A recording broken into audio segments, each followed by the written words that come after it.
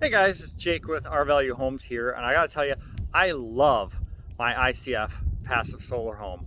We built this thing in 2014, and it's been extremely comfortable and pleasant to live in since we built it.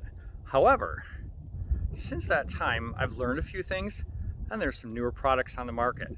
So here are some of the things we change or improve that are all doable from an energy efficiency standpoint. The first thing, and maybe the biggest impact one, would be the heat pump. This is a 5-stage heat pump. It's not modulating, but a 5-stage.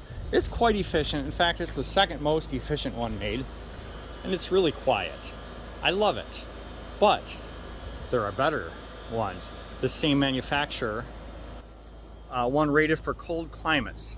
There's a cold climate heat pump list, and when a heat pump is chosen from that list, no backup heat is needed down to about 5 degrees below Fahrenheit. Now here in climate zone 5 in Michigan, we don't really get colder than that.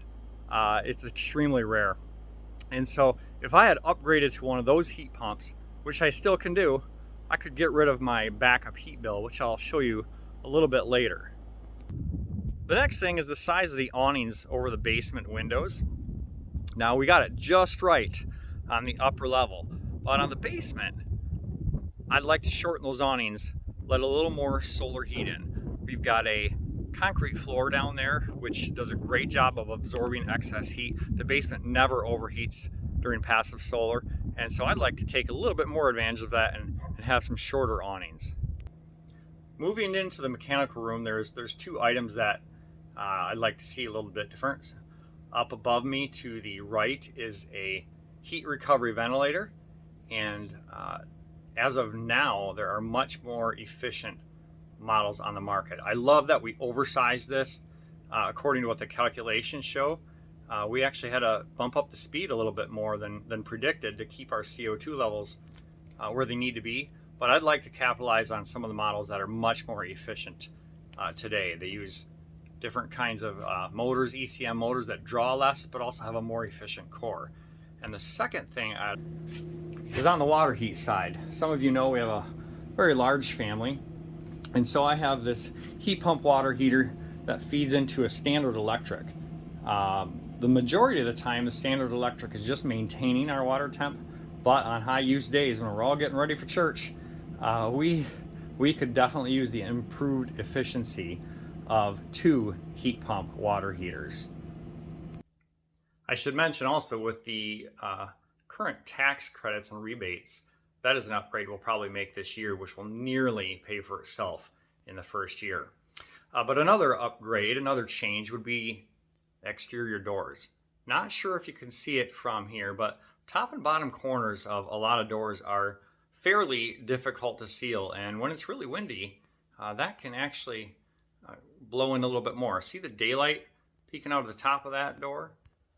Now the door isn't dead bolted, it does improve, but you'll notice there's some improvement that can be made there. I'd love to use a multi-point latching door on all my exterior doors. Here we are on the main level of the home. Got a nice little Yodel wood stove. I love this wood stove. However, the main level pretty much never needs extra heat. Between all the people living up here and cooking and the fact that warm air rises, we light this primarily for ambiance, but it doesn't heat the lower level. I'd love to see heating the lower level, and so if I had to do it again, we'd probably put that thing on the lower level so that it could heat the entire lower level and the main as well.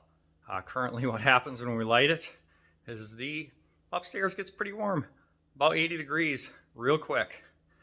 So it's not something we keep on. It's just for ambiance or for fun. Finally, the cooktop. Induction cooktops have come a ways. Something I still would need to convince my wife on, but induction cooktops are a lot more energy efficient than standard electric like we have. That's an easy upgrade. And I promised that the heat costs and where we can improve specifically on the backup heat, so that's coming up next. All right, so these numbers are all pre-solar, and our energy is pretty expensive here. We're running about 20 cents a kilowatt hour. So you notice 2022, the entire year we have $62 of cooling costs. Not bad, not any room for improvement there. But we have 741 under heating and then 79 under electric heat. That's right there. That's the one. That's the one that backup heat. That's toaster wires, essentially. It's really expensive for the small amount of heat you get.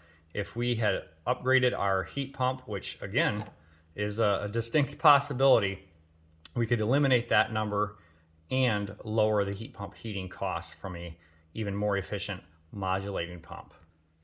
So guys, thanks for watching. Those are things I would change and hoping to change in the next number of years on my ICF passive solar and super efficient home.